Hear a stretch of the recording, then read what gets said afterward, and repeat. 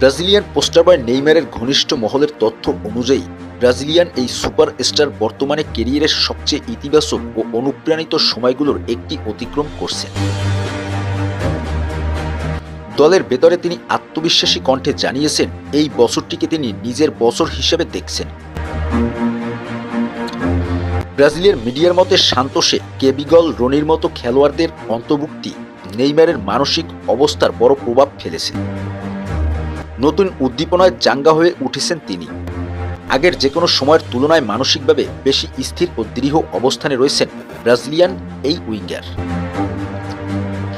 দলের অভ্যন্তরীণ বিশ্লেষণে উঠে এসেছে আসন্ন বিশ্বকাপকে সামনে রেখে নেইমার নিজেকে দলের মূল ভরসা হিসেবে ভাবছেন। তার বিশ্বাস শীর্ষ পর্যায়ে খেলার মতো সামর্থ্য তার এখনো ফুরিয়ে যায়নি এবং সঠিক প্রস্তুতির মাধ্যমে তিনি টুর্নামেন্টে নিজের সেরা ফর্মে পৌঁছাতে পারবেন।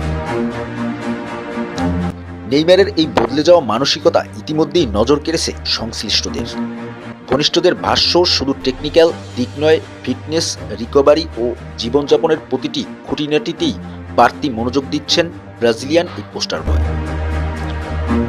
অভিজ্ঞতা ও পরিপক্কতার মিছিলে নেইমার এখন বিশ্বাস করেছেন সঠিক সময়ে তিনি আবারও বড় মঞ্চে নেতৃত্ব দেওয়ার জন্য প্রস্তুত।